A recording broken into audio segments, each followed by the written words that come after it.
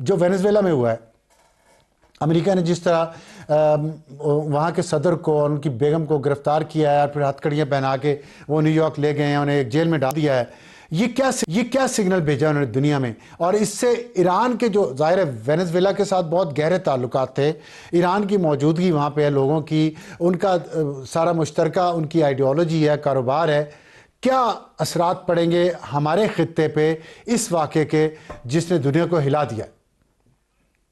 जी बिस्मिल्लाहिर्रहमानिर्रहीम। Thank you very much Afsar साहब for the invite, और सुमेरा साहबा को भी मेरा बहुत सलाम।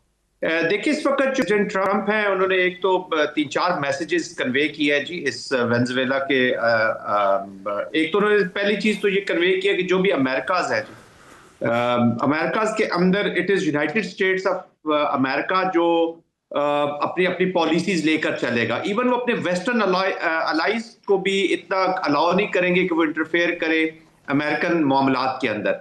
और ये उसी की आप क्रॉलरी समझ लें, जो मेक अमेरिका ग्रेट अगेन, इस पे पूरे अमेरिका की वो बात करते हैं कि इसके अंदर जो पॉलिसीज चल रही हैं वो प्रेसिडेंट ट्रंप की चल रही हैं। फिर उन्होंने देखिए जो लीगल चीजें हैं, कांग्रेस को भी बाईपास किया, डेमोक्रेट्स भी जो हैं वो भी शोर मचा रहे हैं कि जी हमें तो पता नहीं था इस अटैक का। एक तो उन्होंने वो बताया कि इट इज प्रेसिडेंट ट्रंप, और वो उनकी पॉलिसी चलेगी। Even United states of America की जो पॉलिसी है, या जो कह ले एस्टेब्लिशमेंट की जो वहां की पॉलिसी है, उसको भी वो बाईपास, और कांग्रेस को भी बाईपास करने की सलाहियत रखते हैं। थर्डली, वो बता रहे हैं कि जी मैं जंगें तो नहीं चाहता, पीस चाहता हूं, बट जो मेरा इंस्ट्रूमेंट ऑफ पॉलिसी, जो मेरा मिलिट्री एप्लीकेशन है, that will remain one of very important instrument of my policy. Iran ने उसकी मैनिफेस्टेशन की।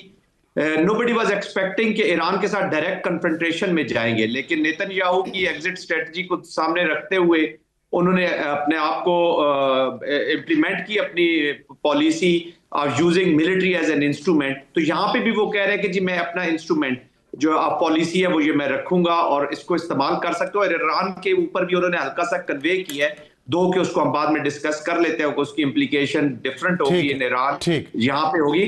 और तीसरी चीज ये है कि वेनेजुएला में जो मैं समझता हूँ main thing is the oil. बाकी इन्होंने ये जो नार्को टेररिज्म की बात की है, प्रेसिडेंट को वहां से उठाया है, ये तो अभी इमीडिएटली उन्होंने कर लिया, लेकिन मुझे थोड़ी सी कंफ्यूज पॉलिसी लग रही है। ही इज वेरी क्लियर जो वो कर रहे हैं, लेकिन अमेरिका का अभी समझ नहीं आ रही। असल चीज है कि जो अभी लीगल बैटल आगे लड़नी है, कि जो लीगल फ्रेटर्निटी है इवन इनसाइड यूनाइटेड स्टेट्स, और गैलप भी जो यूनाइटेड स्टेट्स के अंदर हुआ, वो 60% से ज्यादा लोग यही कहते हैं कि we don't want to have war with Venezuela. तो अब उसके अगेंस्ट गए हैं। अभी देखना यह है कि ये अनफोल्ड कैसे होता है जी। This is a very serious and interesting situation. Right, serious है, इंटरेस्टिंग तो पता नहीं पाकिस्तान के लिए है कि नहीं है। सुमेरा बताइए कि ये पाकिस्तान के लिए क्या इंटरेस्टिंग है। ये तो मुझे तो सीरियस लग रही है, क्योंकि जो एक प्रेसिडेंट सेट हो गया है, अमेरिका ने कर दिया, बार बार किया है, तो उसको तो दूसरे, और इसराइल ने भी किया है, इसको तो दूसरे ममालिक जब खुद फॉलो करेंगे तो पूरी दुनिया में एक अनरेस्ट हो जाएगा। अनरेस्ट के हिसाब से अफसार साहब, ऑल्दो के क्वेश्चन बहुत क्रिटिकल है आपने, but you are asking it on a very right point, क्योंकि अभी से वो सारा एक गेम प्लान जो है, मेरा ख्याल रीजनल पावर्स को वो तरतीब दिया जाने लगा है। और मेरे हिसाब से अगर हम अपना being a student of diplomacy अगर इसको थोड़ा सा गेज बैक करना शुरू करें, तो the whole thing had started developing. आपको याद होगा एक एटॉमिक रिएक्टर अभी बना ही था, इनॉग्रेट ही हुआ था इराक का, और उस पर इजरायली जेट्स ने बॉम्बिंग कर दी थी इन 80s।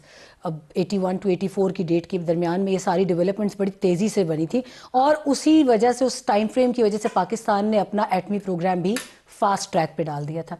ये चीज़ें पाकिस्तान ने शायद सेंस कर ली थी।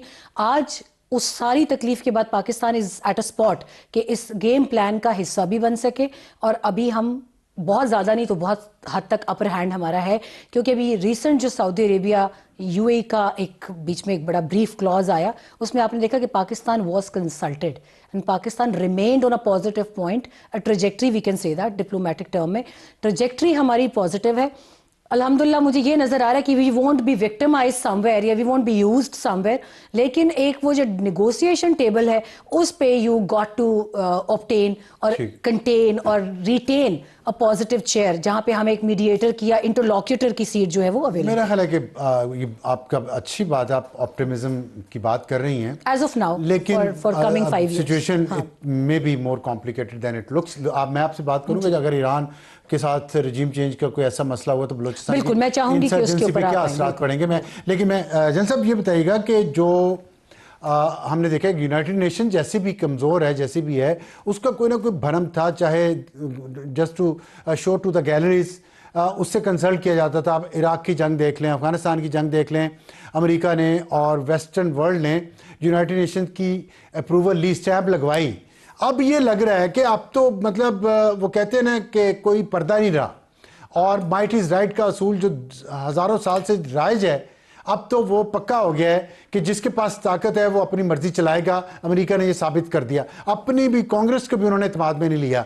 आप क्या देखते हैं कि ये कितना खतरनाक ट्रेंड है? ये देखिए अफसार साहब, over a period of time खत्म हो गई।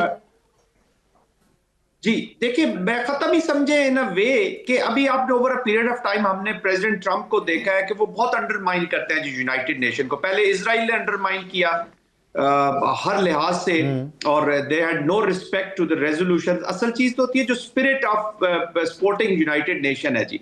फिर आपको पिछला जनरल असेंबली से जो प्रेसिडेंट ट्रंप का खिताब था, दैट वाज वेरी सरकास्टिक, वो भी बड़ा सख्त किस्म का खिताब था। फिर एस्केलेटर्स वाली आपको जिक्र याद होगा। फिर अभी कुछ दिन पहले उन्होंने रिसेंट पास्ट में बयान दिया है जी कि यूएन से ज्यादा वॉर्स तो यूएस ने रुकवा ली है। तो वो अपना जो यूनिपोलर जो या यूनिपोलैरिटी है उसको साबित कर रहे हैं कि इस वक्त जो ताकत है to make decisions and to carry forward the diplomacy and war की जो दोनों एप्लीकेशंस है वो यूनाइटेड स्टेट्स ही करेगा, और वही कॉल कर रहा है। और ऑफ कोर्स उसको अंडरमाइन किया है, लेकिन वो बस कुछ चीजों को लीगल कवर, जैसे अभी गाजा का चीजें हैं, लीगल कवर देने के लिए यूनाइटेड मैं यूनिपोलर की आपने बात की है, मैं उस पर ज़रा रहना चाहता हूँ। आपने कहा यूनिपोलर हो गया है और अमेरिका ने कहा है कि वो जैसे चाहेगा करेगा। हम देख रहे हैं कि कुछ अरसे पहले, बल्कि कुछ दिनों पहले तक, अगर कुछ हफ्तों नहीं तो हम यूनिपोलर की बात नहीं कर रहे थे। सारी दुनिया कह रही थी कि मल्टीपोलर वर्ल्ड बनने जा रहा है। चीन बहुत इमर्ज हो गया, ख़ासतौर पर चीन ने जो अपनी फ़ौजी मशक़ें की थी और जो अपनी उसने मिलिट्री माइट दिखाई थी, लगता था कि अमेरिका से भी बड़ी सुपर पावर बन गया। लेकिन आज ये लगता है कि जंग अगर कोई लड़ेगा या लड़ सकता है तो वो तो अमेरिका ही है सुपर पावर्स में से, और उसने एक ही झटके में अपने आप को रीअसर्ट कर लिया है कि सुपर पावर तो अभी भी अमेरिका ही है। और चीन हमें बज़ाहिर खामोश है, नज़र नहीं आ रहा, असर्ट करता हुआ अपने आप को एक और बराबर की ताकत के तौर पे। इसको आप कैसे देखते हैं? क्या कोई रूस और अमेरिका के दरमियान अंडरस्टैंडिंग भी हो सकती है कि आप यूक्रेन पे अपना काम कर लें, हम वेनेजुएला पे कर लें, जो बात हो रही है?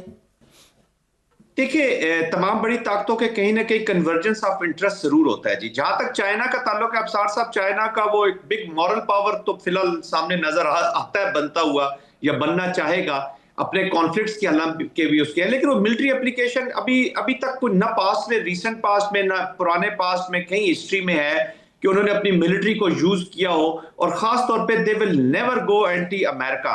अभी भी आप देख ले, आपको याद होगा जब शाम के ऊपर स्टेटमेंट्स आई थी, रशिया का वो पार्टनर था, किसी ने क्या कर लिया जी, वो अमेरिकन पॉलिसीज, इजरायली पॉलिसीज चलती रही। अभी भी ये मेयर स्टेटमेंट से खुद वो ताइवान के अंदर जो अपने उसके जो इंटरेस्ट है, उसने अपने वाइटल इंटरेस्ट बड़े क्लियर दे दिए। उनके लिए शायद वो मिलिट्री का इस्तेमाल कर भी ले to protect those vital interest या to pursue those vital interest. लेकिन अमेरिका को डिफरेंट रीजन्स में जाके चैलेंज करेगा militarily, it is not going to happen ji.